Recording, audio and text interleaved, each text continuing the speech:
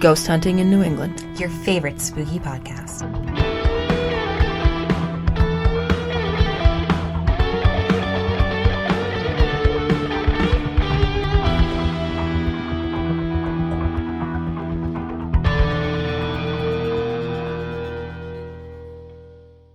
Hello and happy Wednesday. Welcome to this week's episode of Ghost Hunting in New England with your hosts, Amelia and Beth. And today we are talking about something so cool. Unlike all the other weeks, right? Extra cool this week. Our topics are always very cool. They are always very cool, but this week it's something especially cool. And I'm actually pretty shocked it took this long to talk about this. Although aspects of it have been brought up on the show before, we haven't covered it in its entirety, and that is the Bridgewater Triangle. Not to be confused with the very famous Bermuda Triangle, but sort of the same idea. Yes, a lot of wacky paranormal things occurring in a triangle-like shaped space. And so the Bridgewater Triangle, for those of you who don't know, it's an area of about 200 square miles within southeastern Massachusetts. So it's the site of all this paranormal phenomena ranging from UFOs, poltergeists, orbs, balls of fire are seen there. We've got a lot of Bigfoot and Bigfoot-like sightings, giant snakes. No, thank you. Thunderbirds are there. And what's a thunderbird? I'm going to get into it in a little bit. But it's okay. I'll wait then. Yeah, okay. We got thunderbirds. We got just, all types of cryptozoology, all types of ghosts. A lot of history is involved. I know you like that, Beth. Oh, yeah. So, it spans through the towns of Abington, which is right near where we live. Very close to us. Rehoboth, Freetown. So those are like the points. And then within it, we have Brockton, Whitman, West Bridgewater, East Bridgewater, Bridgewater, Middleboro, Dighton, Berkley, Raynham, Norton, Easton, Lakeville, Seekonk, and Taunton. My brother lives in Taunton. He actually just called me as I was doing the intro here. So, ooh, spooky. Coincidence. He's calling from the triangle. So, yeah, that's a brief rundown. Beth, when you were looking over this, were you surprised by how much stuff is there? Yes, very much so. It was much bigger than I had remembered talking about it being when I had talked about it before, not on here, but in the rest of my life. And I was just surprised at how many different paranormal things go on in there. There were a lot more paranormal types of activity going on there than I remembered hearing about. I had heard about some UFO stuff. I had definitely heard of the puckwudgies, but then there were all sorts of other things going on there as well. So this was definitely some interesting research to do.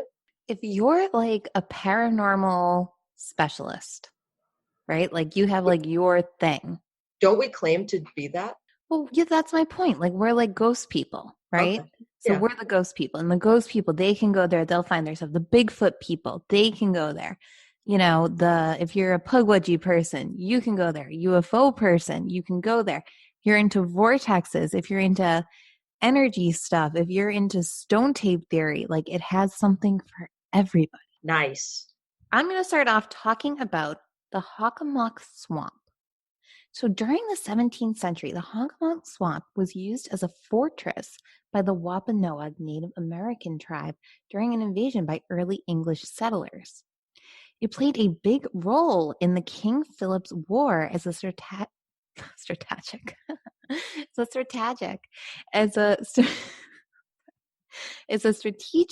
base of operations for Metacomet, also known as King Philip, to launch assaults upon nearby English settlements. During the 18th and 19th century, Euro-American settlers deemed the swamp to be worthless, barren land and attempted to drain it and convert it into profitable farmland. However, the natives of the region placed a higher value on the swamp. For centuries, natives had relied on hunting game there, and the swamp had gained a revered status among them. They named it Hockomock, the Algonquin term meaning the place where spirits dwell. In addition to life-sustaining activities, much of the swamp served as a dual purpose as a sacred burial ground. And I actually, when I was doing research, I find out that they're still finding bodies there that are over 8,000 years old. Isn't that crazy? Wow, that's impressive. Yes. So it's been a sacred burial ground for quite some time. The Hockomock is occasionally referred to as the Hobomok. The Wampanoag worshipped and feared the Hobomok, the chief deity of death and disease. Hobomok, composed of human souls of the dead, was known to congregate in areas like the Hockomock. Thus the terms Hockomock and Hobomok became interchangeable among non-natives when referring to the swamp or the spirit. In his book, History of the Hockomock, local wildlife conservation journalist Ted Williams wrote that during the Ceramic, or woodland, period from about 300 AD to colonial times, Native Americans depended on the swamp as an abundant source of game and also worshipped it. Hockomock referred not only to the evil spirits that struck terror into the hearts of colonists, but also the good spirits that led Native Americans to moose and deer. The swamp spans a whopping 17,000 acres, making it the largest freshwater swamp in the state of Massachusetts. 6 municipalities, including Bridgewater, Easton, Norton, Raynham, Taunton, and West Bridgewater, all touch the swamp. There are at least 13 rare and endangered species of plant and animal residing in the Hockomock. Should I go into some of them? Have we heard of any of them? I've heard of some of them, but I don't know if it's just because my mom's fun. So there's the blue spotted salamander, a spotted turtle, Plymouth gentian, eastern box turtle, the common barn owl, which I did not know was protected or endangered. We got some gypsy wort there, some raked bowhunter dragonfly, and Long's blue rush. The Division of Fisheries and Wildlife. I'm just going to say I don't know what any of those things were. I think you mentioned a turtle. I mentioned 2 turtles and the common barn owl. You know what a barn owl is. Well, I know what an owl is. I don't know the difference between different The kinds of owl turtles. you are probably thinking of in your head right now, I would bet is probably a barn owl. Because that's like probably not. I think of the great horned owl when I think of an owl. Well, you think of the great, okay, but if you were like to think okay, I'm going to go outside and see an owl, you would see the barn owl. That's the owl that's around here. I don't think I've ever seen an owl in real life. Really? I didn't have your fun, Mom. They're beautiful. Okay, so the Division of Fisheries and Wildlife, which my fun mom worked for many years, owns approximately 5,000 acres within all 6 communities, and the Hockomock Swamp Wildlife Management Area provides access to the public via recreational areas. Activities such as hunting, fishing, boating, canoeing, swimming, and observation of and study of flora and fauna are allowed and encouraged. Most of the swamp remains untouched by development, in large part due to many years of pushing for environmental protection legislation. In 1971, approximately 1 year after the United States Environmental Protection Agency, aka the EPA, was established, the Massachusetts House of Representatives member John Ames presented findings from several intellectual leaders in the field. A modern-day proponent of conservation, Mr. Ames ensured that the Hockomock was protected by law. Hockomock, Wonder Wetland, was a pamphlet received by each and every legislator at the time. But did they know what a wonderful wetland it really was, with all of its crazy ghosts and Bigfoots and Thunderbirds? Yeah, get to the ghosts. Hey, you're the one who's always telling me we need more history. Okay. Yeah, but not the science behind stuff. Yeah, that's the interesting stuff. Maybe you want to go there for a hike. Maybe you want to see a Bigfoot. Maybe you want to see a box turtle. I don't know. I don't know. What I got out of this is because wildlife viewing is encouraged, if you're there looking for ghosts and somebody asks you what you're doing, say you're looking for wildlife. Or say you're looking at ghosts. They should mind their own freaking business anyway. Keep them 6 feet away. Go. Yeah, I'm looking at ghosts. I'm trying to find Bigfoot. All right. Yeah. Bye. Okay.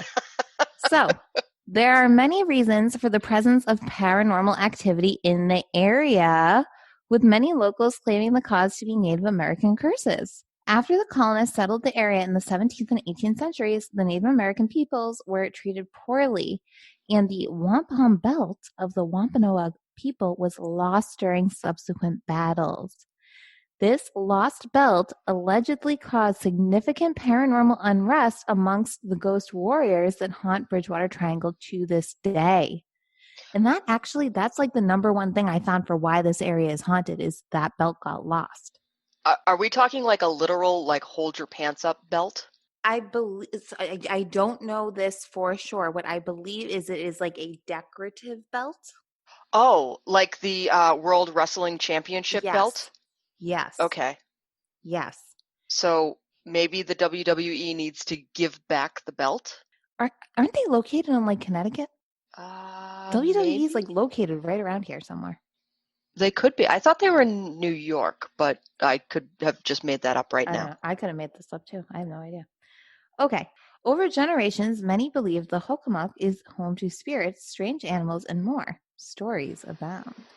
There are vicious giant dogs with red eyes seen ravenously sinking their fangs into the throats of ponies. Yes, and it is said that the dogs, like these ghostly dogs, are the same size as the ponies. But then you got to be like, well, how big of a pony is it? I've seen mini ponies. That's what I mean. Like a Great Dane okay. would be bigger than some ponies. Yeah, okay. The flying creatures resemble pterodactyls, the dinosaurs that could fly, Native American ghosts paddling canoes, and glowing somethings hovering above the trees. There's also talk of a shaggy, half-man, half-ape seen shuffling through the woods. According to one tale, a Norton police sergeant in 1971 was driving along Winter Street in Mansfield towards his home in Easton. As he approached a place known locally as Bird Hill in Easton, at the edge of the swamp, he was suddenly confronted by a tremendous winged creature, over 6 feet tall with a wingspan of 8 to 12 feet. Many have since claimed that to see this bird, which now has the name Thunder Bird. Ooh. Yes, and some people think may or may not in some way be connected to Mothman. I personally don't think so, but some people do think that. Okay, so going to the early 1900s, there have been several reported sightings of UFOs in the vicinity of the swamp. And on Halloween night, 1908, 2 undertakers on their way from West Bridgewater to regular Bridgewater said they saw in the sky what looked like a giant lantern, and they watched it hover for nearly 40 minutes. Swirling lights have also been seen above the swamp near the Raynham Taunton Greyhound Park. Area resident Courtney Cullen says she saw what she believes was a UFO in the summer of 1999 while at a cookout in Bridgewater near Lake Nippelnicket. Nippelnicket? Is that how you say it? Have you been there? Nope, I have never heard of it. It's in Bridgewater. We should go. But it's called what? Nippelnicket? Nippelnicket.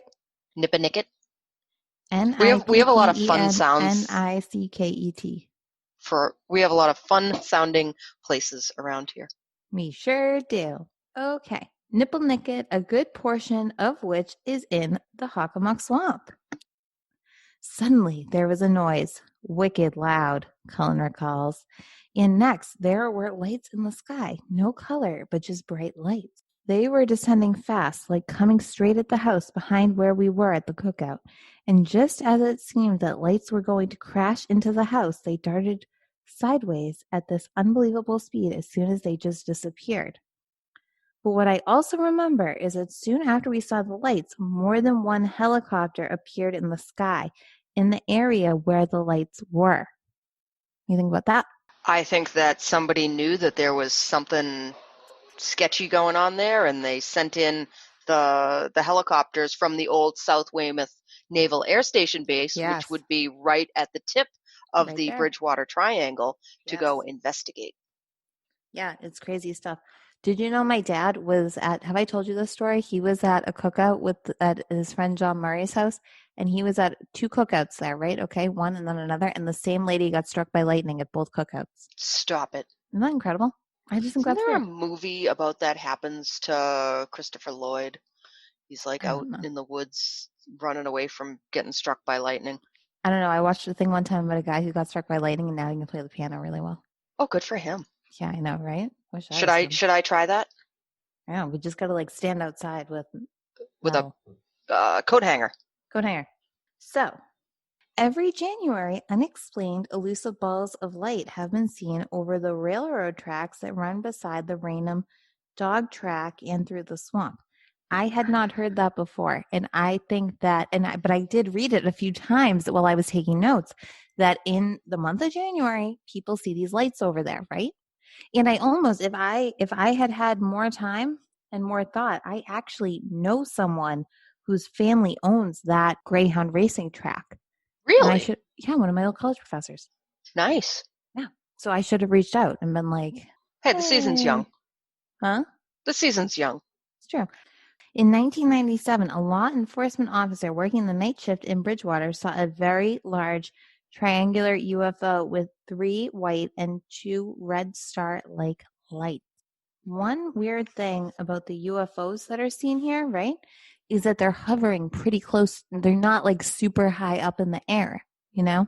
And if you will remember when I was telling you my story about when me and my mom saw a UFO down on Summer Street in Norwell, it wasn't that high up in the air. So I believe this. I believe 100%.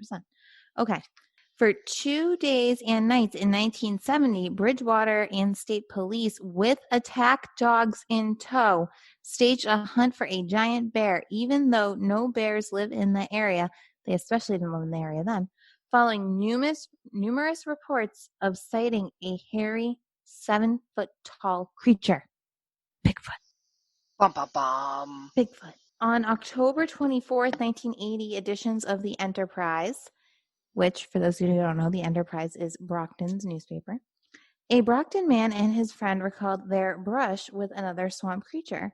They said they were paddling on Lake Nippanicket when they came across what looked like a small orange orangutan sitting on an island. One theory for weird happenings is that a certain glacial soils there might contain some kind of natural magnetic mineral that could interfere with compasses, GPS systems, and even the human mind. Ooh. Another possibility is that since a lot of UFO and Bigfoot sightings have been seen near high tension power lines, that maybe that has something to do with something. Energy, the power, I don't know. That it's attracting the Bigfoot, or it's giving people brain damage, making them think they're seeing a Bigfoot? I believe the second one. Okay. Well, but I'm not sure. I don't think I've ever seen a Bigfoot myself, so I don't know. You would know. I would hope so. But I do go near a lot of high tension power wires, so I like to think that I did not get. We have them; they run right through town. But I like to think that I don't have brain damage from that. Now I'm around them a lot too. Yeah. What else do we have about Hubbamock? Oh, that's all I got. Yeah? All right, that was good. That's it. Okay. You don't have anything more about UFOs? No.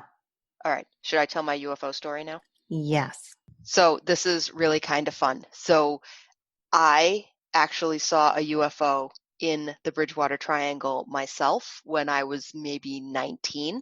Ooh. So I had been out at Seekonk Speedway, which Seekonk is one of the towns, and I was driving back toward Cape Cod. So you have to go along Route 195, and that kind of skirts the whole bottom line of the Bridgewater Triangle. So as I'm going along, I'm in the passenger seat. I've been blasted with racing fumes. It's a stock car racetrack. Were you seeing Uncle Jeff race? He might have been there. I think I only went a few times. I think he was there. Yeah, it's been so many years. I might have, or we might have just gone because it was a race happening. And so we're driving along, and it's late, and I'm just kind of like almost half asleep looking out the window, but definitely still awake.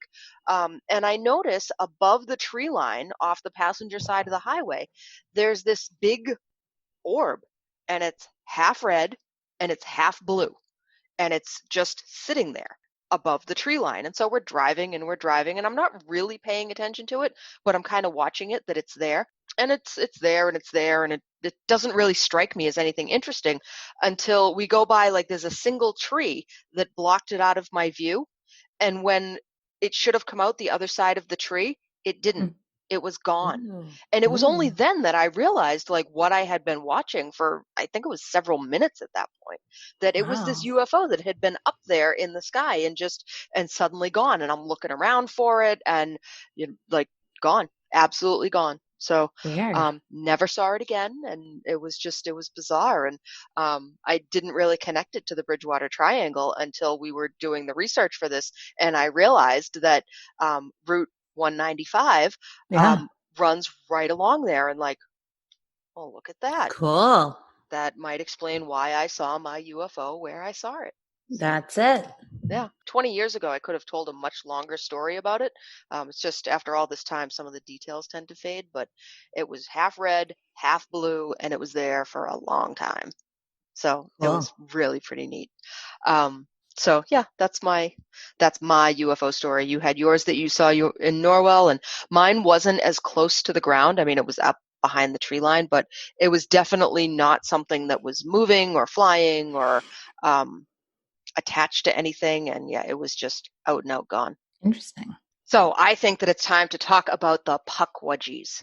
And if I say it wrong, I'm really sorry, but it's kind of a weird word. I've seen a bunch of different spellings of it, but I'm going to try very hard not to call it a pudwidgie, because that for some reason is what's stuck in my head. It is actually a puckwudgie. Puckwudgie. Puckwudgie. All right? Puckwudgie. So they're really the American Indian, the Native American version of the gnome or the fairy or a troll. They're usually 2 to 3 feet tall. They were part of the lore of a lot of the New England tribes who lived here, the Wampanoags, the Delaware, the Algonquins. And so their story has kind of mirrored the progression of the European colonization of New England. And so they are part of their creation myth. The Native American creation myths. Puckwudgies are known to be able to appear and disappear at will. They can lure people to their death by using one of the ways that they use it is orbs, that they'll put up an orb of light so that you'll follow it, and they basically walk you Maybe into. that's why people have been seeing orbs there. Right? But they'll like walk you into a swamp that you basically get stuck in and you drowned, or they'll walk you off. I get to this a little bit later. There's a cliff and you'll fall off the cliff. They can also use magic. Obviously, they're creating orbs. They can launch poison arrows, and they can conjure fire, which I think also qualifies under magic, right? Cool. So yeah, they're pretty. I'd like to say they're pretty neat, but they're kind of terrifying at the same time. The Wampanoag creation myth basically talks about I was going to say it wrong. Puckwudgies, little creatures who are jealous of the attention that the Wampanoags were paying to Mashop, who was their creation being, Maushop. And so the Puckwudgies were so jealous of the attention that they tried to help out the Wampanoags in order to show the Wampanoags that that Mashop wasn't the be all end all, but the Wampanoags didn't pay any attention to them, and so the Puckwudgies became more and more mischievous. They would be out, stealing babies in the middle of the night. They'd be pinching people. The terrible little things. So the Wampanoags went to Mashop's wife. Her name was Quant, Quant, and asked her to do something to get rid of these Puckwudgies that were creating havoc for the Wampanoags. So Mashop steps in, and as the legend goes, he goes out and he grabs as many of the Puckwudgies as he can, and he spins them around to make them dizzy, and then flings them off to different areas of New England. Right. And as I was reading this, all I could think of was for my fellow Harry Potter fans out there, when the gnomes would show up at the Weasley's house in the garden, how the kids would have to go out and they'd have to grab the gnomes by the hands and like spin them around and then fling them over the fence and then hope that they were dizzy enough that it would take a few days to find their way back in. So I thought it was kind of funny. So he spins them around, he throws them all over New England, and naturally as time goes on, the Puckwudgies return. They make their way back and they start into the mischief all over again. And so Quant again asked Mashop to help. But at this point, like, he's become kind of lazy. He's getting kind of old. And so he sends his 5 sons to take care of the puckwudgie problem. And the puckwudgies are slightly insulted by this. And so they lure the sons into some deep grass and they shoot them with magic arrows and kill the sons. Ooh. So naturally, Quant and Moshop are very upset that their 5 sons have been killed. And so they attack the puckwudgies and scatter them again. But not all of the puckwudgies are scattered. Some of them are able to lure Quant and Moshop into the ocean where they drown. And that's the end of Moshop and Quant. But the puckwudgies live on. Okay, so I have 2 quick stories about people who have seen the puckwudgies.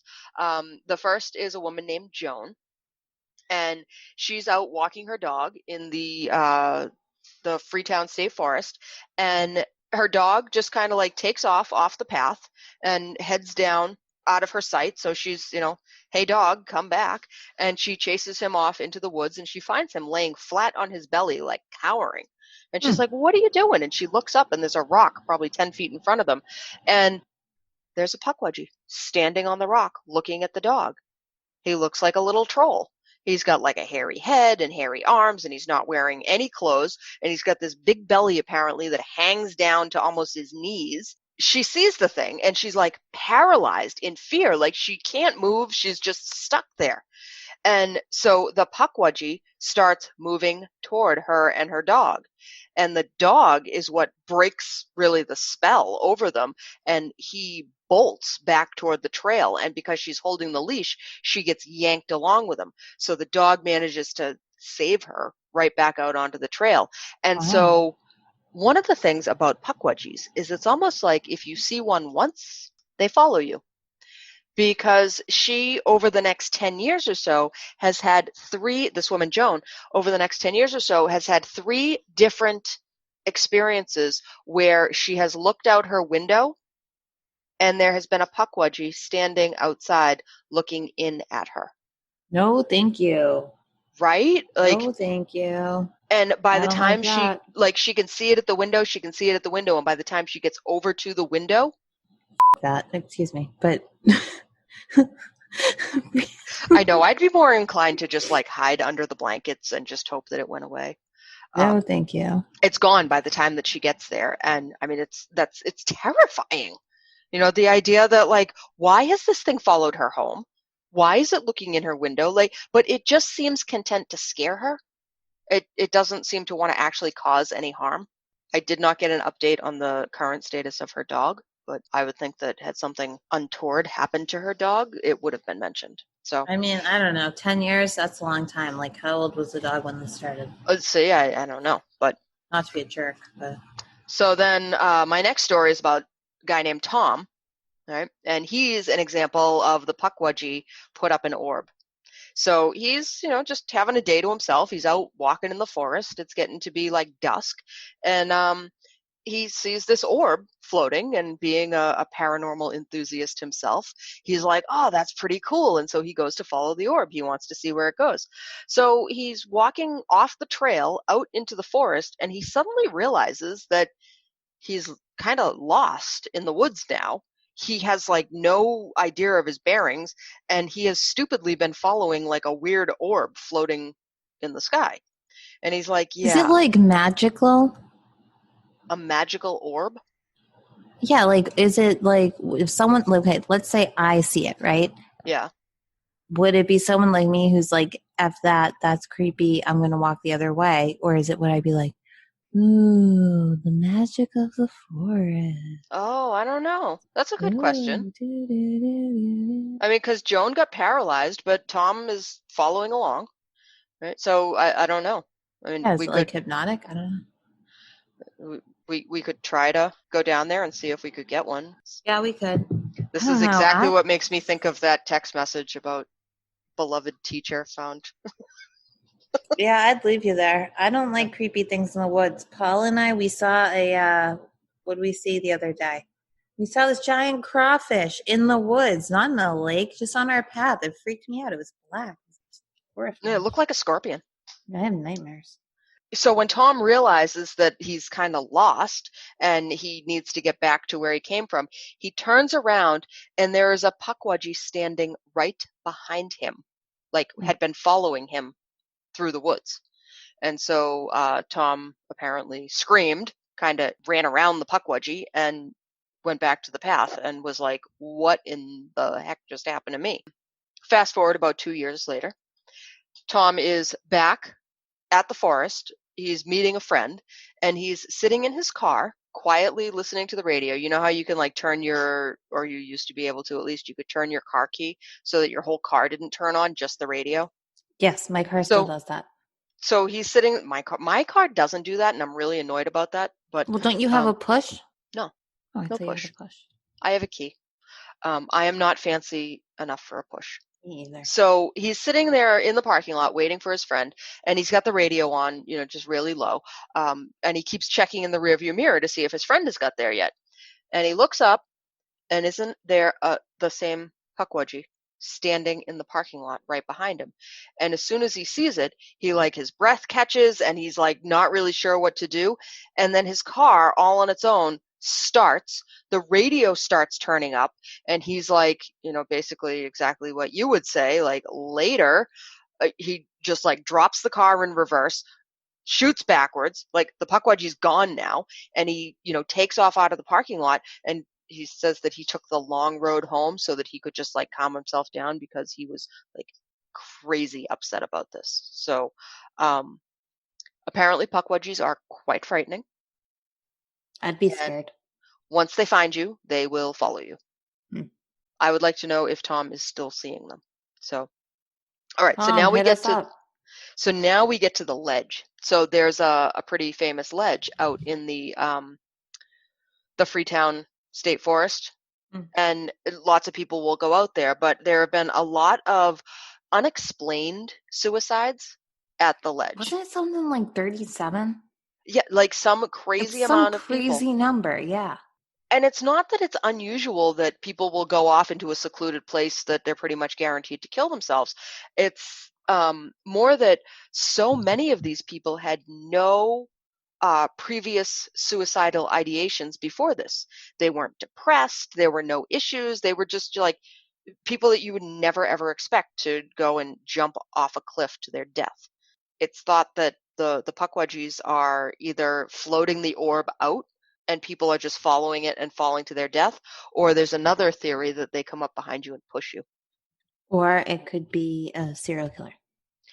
We're going to get to the serial killer in my next installment. Ooh, all right. Yeah. Something to look forward to. Yeah. So, that's my story about puckwudgies. And nice. They are very, very interesting little creatures. Okay, so now the next things I'm going to talk about, these are some ghosts in the area. And why would we talk about ghosts? Because we're ghost hunting in New England. Oh, that's right. Yeah. We're not puckwudgies in New England? We're not puckwudgies. We're not UFOs. We're not Bigfoot. I mean, all those other things are very interesting, but yeah. Super interesting. Let's get into some ghosts. Okay, so the first one I'm going to talk about tonight is the Mad Trucker of Copacut Road. I think I'm saying that right, Copacut. So Copacut runs from Freetown to Fall River. And so on this stretch of road, it is said that a truck driver will all of a sudden start driving behind you very close. What's that movie I like? Duel. Have you seen that? I have not. Very good movie. It was Steven Spielberg. It was his master's thesis movie or something like that. It's one of his very first movies. And it's all about this. It's good the first time you see it. You watch it once, it's good. You can't watch it twice. But it's about this truck that follows you and you never know who's in it. And it's very scary. So it's kind of like that. Okay. This guy, he's in the truck. It's following you. It's very scary. And then you will have to pull over onto the side of the road to get away from it. And then, boop, disappears. Wow. And no one knows who this guy is. He's a very aggressive truck driver. Very aggressive. Nobody knows. No one even has a theory. I could not find a single theory about who this person was. Which is Well, interesting because if it's just some road between Freetown to Fall River, I mean, I would imagine if there was a truck driver who had passed away there, you would know.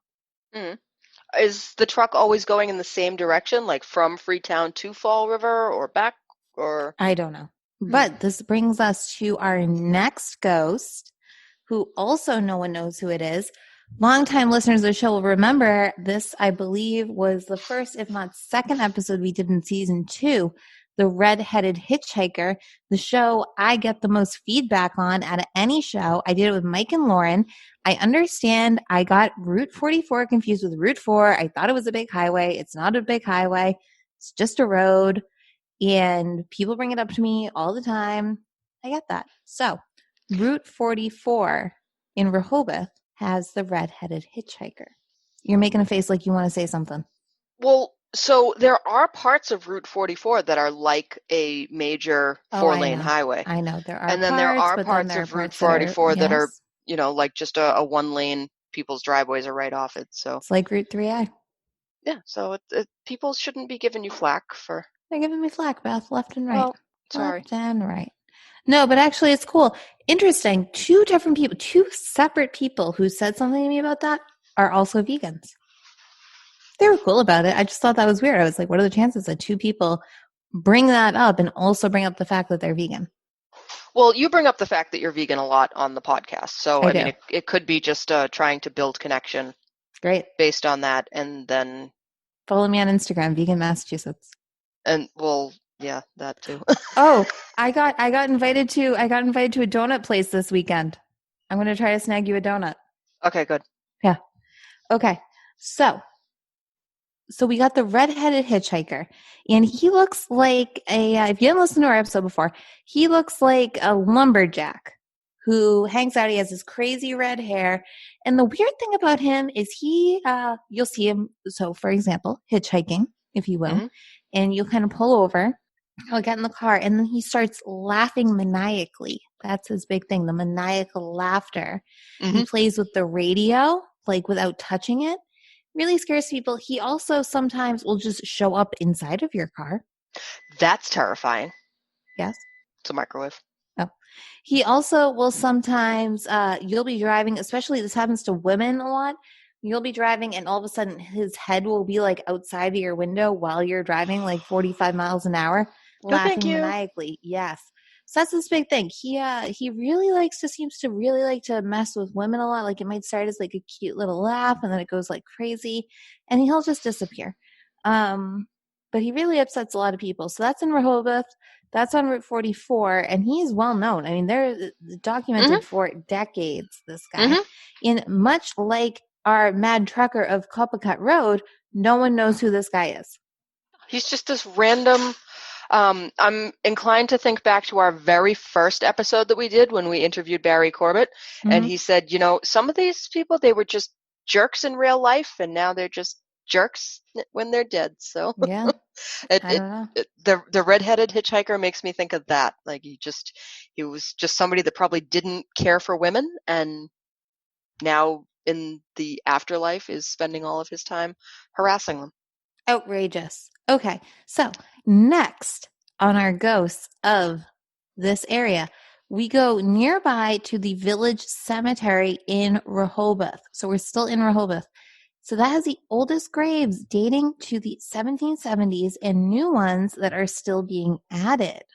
Ooh. Yeah, so there people who aren't from this area in New England, that's actually quite common. So there are all these cemeteries around where my parents live where you have like, you know, graves from the early 1700s and then like I don't think that my family, I'm sorry, I don't think that they could walk down the stairs any louder. Oh, I didn't hear them even walking down the stairs. Oh, they're sorry. This is the fun of work. We're working at home. We're potting at home. Yeah. We might be potting at your apartment after this. We can pot at my apartment. I found out my dining room table is finally coming in the end of August. Yay. So I think that'll be a good pod set up there. Okay. This has been the site of reports of an extremely unpleasant specter dubbed Old Ephraim. I love that name. Ephraim. So old Ephraim has been spotted alternatively laughing and weeping. Ooh, Sometimes sad he's ghost. happy, sometimes he's sad, and reportedly has a special animosity towards women, cursing and shouting at them. That's what I'm saying. These ghosts, they don't like women. Apparently not New England women. Oh, we all got a kind of a little chip on our shoulder. Next, still in Rehoboth, on Hornbine Road, which some places I saw as Hornbrine Road, but I believe it is Hornbine Road, residents live near the historic Hornbine School have reported hearing voices emanating from within the building's walls. The school was built in 1845 and housed students up to grade 9. It was used until 1937, where it was sold off and abandoned. In 1968, the Hornbine School Association bought the property and opened it for public tours. Neighbors have claimed to hear voices and other sounds when the school is locked up and vacant. Others have seen the apparitions of teachers and students dressed in 19th century clothing within the building. The spirits of children have also been witnessed playing in the patches of grass near the schoolhouse. Now, this one I also could not find a lot about. It's a one-room schoolhouse. Those always creep me out to begin with. But I don't know. So, I mean, my hope for this is that it's some kind of like stone tape we have going on here. Like it's like a loop. But people say they will walk in and see like a full classroom of ghost students in there with a teacher. Yes, that is the right Wow. face. Yes. That's creepy. Yes. And I don't know. I mean, we look at this stuff all the time. You never really see that. No, like a whole classroom? Mm-mm. Yeah, so I think that you have a good argument there for stone tape theory as opposed to just a regular residual haunting. Yeah. Because there's too much energy. It's very, very bizarre. It's very bizarre, as is everything going on in the Bridgewater Triangle. And we're not even touching on all the bizarreness. You know what I mean? We got like orangutans there. There's some random emu that runs around there. Unless you have that in your next story, but there's a lot going on here. Oh, you do? I touch on it, but I don't great. tell the whole story or anything. Well, let's go. Without further ado. So this is just kind of a brief history of the Freetown Fall River State Forest in Assonet. Which is like the biggest it's haunted like the area of that spot. It's the epicenter of all of the Bridgewater Triangle. So it's in this town. It's all right. I'm from around here, and I still don't know how to say this. It's either Assonet or Assonet, but I don't like know. Assonet. I kind of do too, but I'm sorry if I offend anyone from Assonet by saying the name of your town wrong. So anyway, tell us. Yeah, write in and tell us. Yeah, right into the show. It is actually considered the cursed forest of Massachusetts. That there is no more haunted forest than this particular 8.5 square mile patch of forest in Assonet. So just some of the quickie things that have gone on there, just a quick timeline of history. In 1978, the body of 15-year-old Mary Lou Arruda was found tied to a tree. She had been out riding her bicycle. She was abducted and killed by this random guy. And it was just like a crazy thing. So this is in 1978. He was tried for her murder 4 times. Hold on. Yeah. Wasn't she missing her head? No, that's a different one. That's someone else. Okay, I'm sorry. Yep. I'll be quiet. So 4 times. He went on trial in 1979, 1980, 1985. And so they were all like mistrials, hung juries. And then so he wasn't actually convicted until the early 90s for murdering this girl. Yeah, he just saw her riding her bike and was like, hey, you. And tied her to a tree and killed her. Yeah. Crazy. In the 1970s and 1980s, there were a lot of satanic cult activities going on in the forest, and in Fall River in general. There was this one guy, and his name is Carl Drew. And he murdered a whole series of women, and by a series I mean 3. So there was this woman, Doreen Levesque. She was a victim in 1979. And then this woman, Karen Marsden, who was murdered in 1980. And then for some reason I didn't write down the name of the third victim, but there was a third woman who died. So it was Karen Marsden that you're thinking of, who didn't have a head. Because they only found her head, not the rest of her body. So it was all part of this ritual satanic cult that was going on at the time. And so they were taking these women out into the forest. And so the area that they killed them in is still there in the forest. And it's this big opening, and it's still like a really kind of spooky and creepy place, I guess, if you go there, that there's like benches set up, and like there's no reason for it to be there whatsoever, other than like it's just looking to like draw people to it. And so Do you know why they cut her head off? Go ahead. Because they wanted to drink out of her skull to get initiated into the satanic cult. You missed that part? That was not in the article that I read. Oh, wow. Yeah, yucky. I mean, it sounds right though. Yeah. Yeah, okay. Yeah, that happened. Local people in like the late 70s and 80s kept reporting to local police that there were these satanic rituals going on in the forest, and they were really trying to connect them with these cult killings that were happening in Fall River. Carl Drew was eventually accused of and convicted of being a serial killer because he killed these 3 different people at 3 different times, with one of his fellow cult members. She was this 18-year-old girl named Robin, and she like gave testimony against him. And so there are also theories out now that actually he ended up taking the rap because nobody believed that a woman could be the lead of a cult and be ordering all these murders and everything. But so there's a lot of talk now that like maybe Robin was actually the one who like was the Charles Manson of this little deal, and not Carl Drew. So it's an interesting sort of idea. Girl power. Just kidding.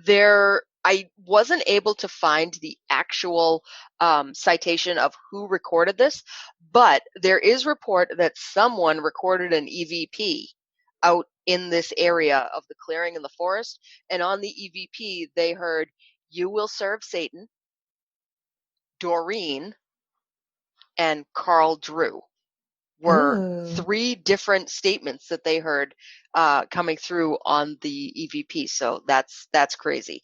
Really? Doreen being one of the victims, Carl Drew being the murderer, and "You will serve Satan." Like that just to me was like, wow. Like I think that if we heard that on an EVP, we should probably give up ghost hunting altogether and go light some candles in a church or something. Yeah.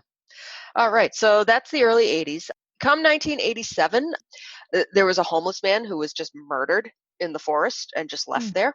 And it was just a pretty vicious and brutal killing. In 2001, they found 2 men shot to death, just absolutely full of bullet holes, almost like you imagine, like if you were thinking like gangsters for the 1930s with like their big like machine guns that they're firing at people, Tommy guns, that's what I'm thinking of. Like they had been shot with those sort of weapons. In 2006, there were a lot of reports of roving wild packs of dogs. There was an escaped aggressive emu running around in the forest. Yes. Do you have more about the story of the emu?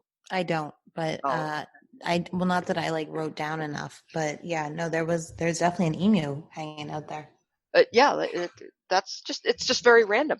There are reports in 1974, sorry, I'm kind of out of order here a little. Ronald Reagan was flying in a plane with a pilot and a couple of security detail, and he reported seeing the lights of a UFO in the forest. Mm-hmm. He saw these lights, and they appeared, and they kind of sat still, and then they moved around, and then the lights like elongated, and then they went off at a weird angle, and then poof, they were gone. And he ended up reporting it to the people in charge of such things, whoever those people are. So the satanic stuff really kind of calmed down after the Carl Drew murders. But then in 1988, there was a little bit of a resurgence. There was an issue with a whole group of calves that were brutally butchered and just left out to die. And in addition, somebody dug up this woman, Elizabeth Gregory's body. She had been buried in 1868, and they went over, dug up her grave, and removed her body. And I don't believe that it was found. So they went off and did something with the bones of this woman. So it's Maybe that was where they wanted to drink skulls.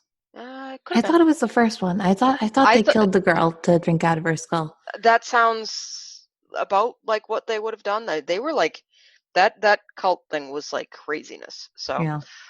So anyway, that's just a brief history of some of the whacked out stuff that has happened there. But then I have a couple of ghost stories. All right, let's as hear well. it. The first one is a husband and wife story. And so this is in the summer of 2000. Gabe and his wife, Eileen, they're hanging around outside the forest, and they drive over toward the visitor center. And so it's a warm day. They have the windows open, and they're not really hearing anything. And they pull into the visitor center. And as soon as they stop the car, they suddenly hear these drums. And the drums just start beating and beating. And so the wife had been studying a bit of Native American history. And so she was like, oh, well, this is Wampanoag land, and maybe there's a powwow going on. And so they went off to investigate and see if maybe they could see a powwow happening. They weren't able to actually find the source of the drums. No matter where they went, they couldn't find anybody. There were no drums. There were no people drumming. Like, there were no other people around. But what they did find was at the corner of one of the buildings, there were these 5 columns of smoke. So they were just like dark smoke. They looked like rain clouds. And they were just kind of like sitting there hanging out. And Gabe found this very frightening, and he tried to run away from it. And his wife just very calmly grabbed his hand and made him walk away very slowly. She believed that what they had seen was actually some sacred energy, and that to run away from it would have been very disrespectful of the ceremony that had been going on that they had inadvertently interrupted. Whereas he was like, that was very scary. I think it might have been shadow people, and we need to leave now. So that was just kind of a quick little ghost story that happened. So then we have Tim. And so Tim lives down near the forest, and he's been in and out of the forest his whole life. Went in there as a kid, would hang out. And so he's having a day, and he goes for a walk, and he goes down and he finds this not a circle, but like a figure 8 of stones. And he sits down in the figure 8, and he's just kind of sitting and thinking. And he looks down at his watch. It's 3:30. He's like, all right, I got to go in like 5 minutes. And he like just kind of closes his eyes for a second just to clear his head, and swears he did not fall asleep.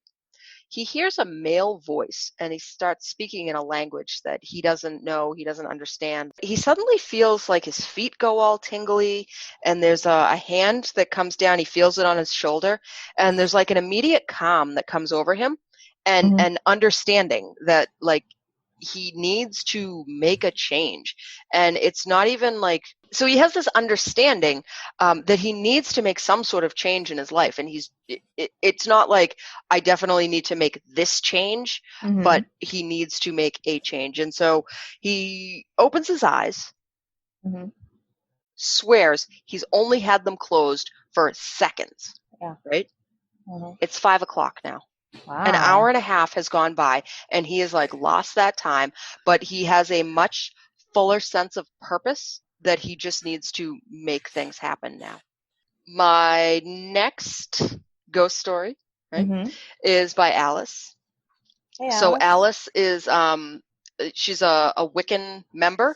I'm not sure if she's like a priestess or she's just a enrollee. I'm not exactly sure how the Wiccan membership works. So I apologize if I'm using the wrong terms. I mean no disrespect, but so she goes out into the woods for a walk, and she finds this spot that she thinks is going to be good to have a Wiccan prayer service at. And so she sets up her altar. She uses leaves and branches and stuff. And she starts saying some of these just light personal prayers that she's written herself. And she just immediately starts feeling this unease.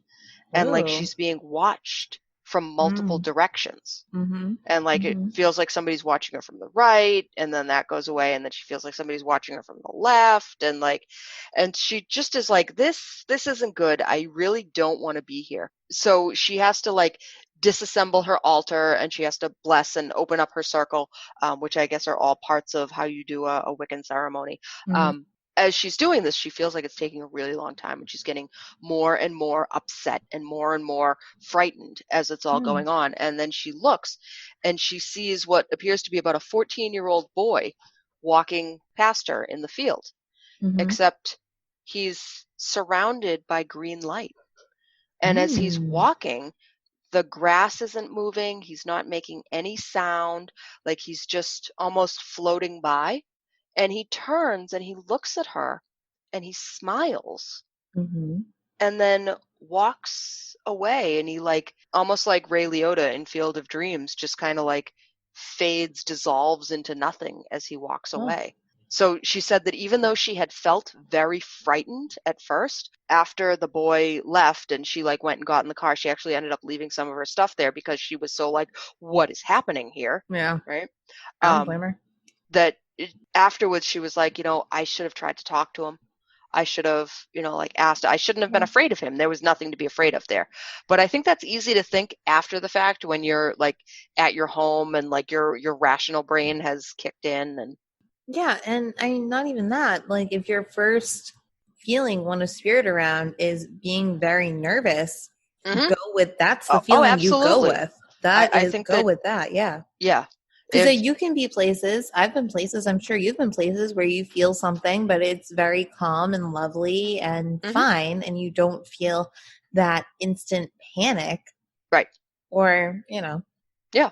And she made the right choice. I'm behind you on that one. And not to say that like rational people, like I didn't want to make it out like, your rational mind can't like deal with ghosts or anything, but like just if that was your instinctual reaction, that was what you should go with. And you're having trouble like moving. Yeah. Like how you said that, that's how like the last 5 months, I feel like that's how everything is. Like even simple tasks right now are taking people like so much longer because of this like weirdness. And I always say it's like when I'm at work, I'm like, it's like just the same amount of work, but it feels like I'm doing everything inside of a pool.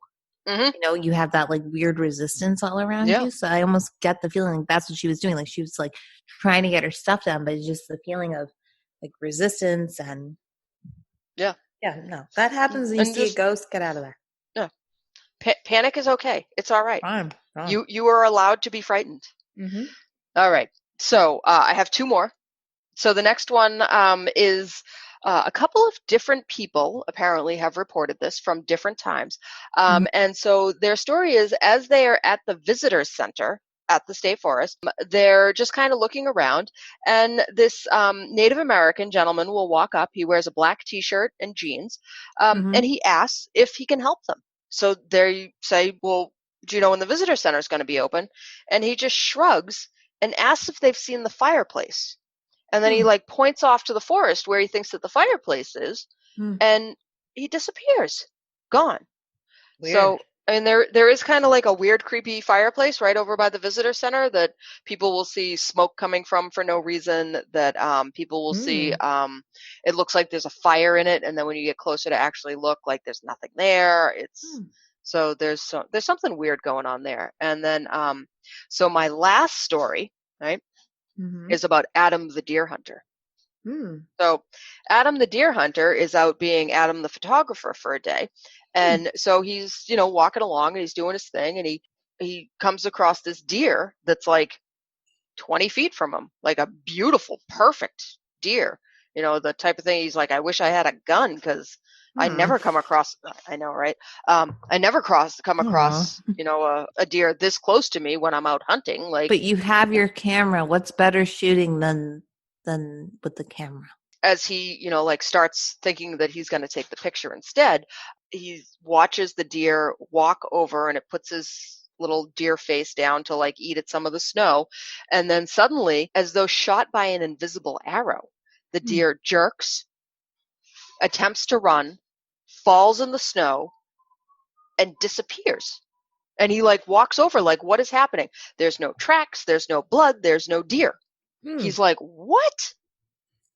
So Weird. as he's kind of like standing there like thinking about it, another deer shows up and does the exact same thing. Was it a stone tape theory? Like, is it just the energy of that particular deer when it was killed that, it was just so traumatic to that deer that it had to stay? And so, yeah, he said nobody else was there with him. It only happened the 2 times. He said the second time was even more frightening than the first because he had just seen it. So maybe it was Bambi being like, you should give up your hunting and instead be a photographer.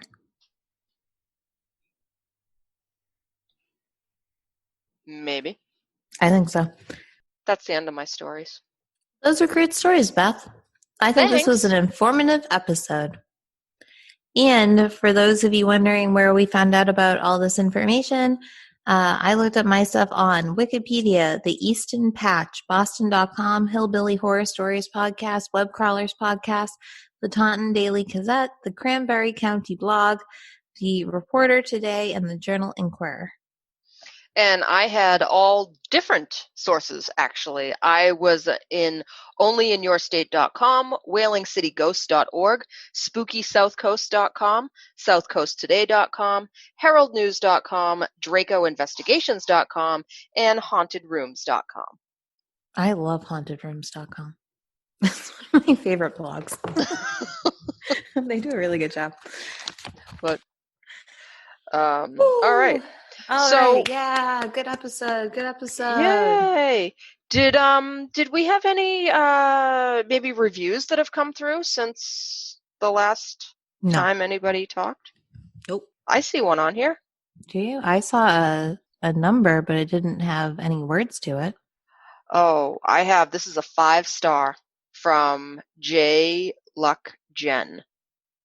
Oh, you mean since we stopped the podcast like 5 months ago? Yeah. Oh, I thought you meant since we recorded last night. I was like, nobody's heard that episode yet. Actually, yeah, someone did leave us a review, but they didn't write anything. Oh, really? Yeah, we got one. We were at J. Luke Jen was number 61, and now we have 62. Oh, okay. Well, so J. Luke Jen leaves a 5-star review. Thank you, J. Luke Jen. And it says, I love this podcast. I also like that you don't swear on the pod. I can't stand the constant F-bombs on the other ones. It loses its importance. Amelia has a lovely voice and is a good storyteller. Thank you so much. I love how you call it the pod because I call it the pod too. And I like that you follow us on Instagram. Yeah, and that you left us a lovely review. So anyway, hopefully people leave more wonderful reviews. Send us your drive-by ghostings. And for those who don't know what that is, that's when you send us in your ghost stories. And we would love to hear them and read them, and that would be great.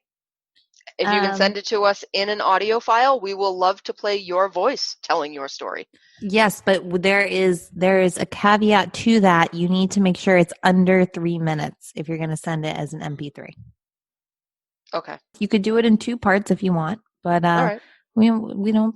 3 minutes is really that's a good amount. Okay. You want to do contact information? Sure.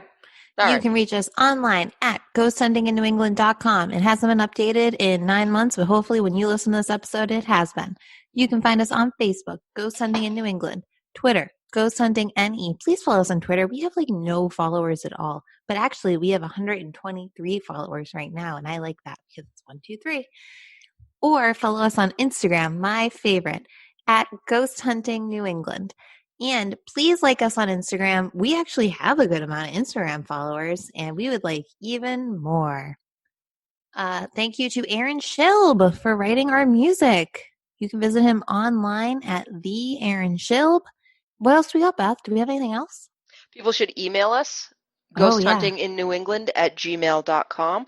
I want to give a big shout out thank you to all of the wonderful writers who put their stuff online and then don't sue me when I paraphrase it and read it. Yeah. That's always helpful. Thanks, guys. Yeah, thanks to all the writers. Yeah, thanks everybody. I hope to And someday be a writer. so thanks everyone. As always, stay safe, stay well, tip your waitress or your takeout person right now. And as always, Happy hunting.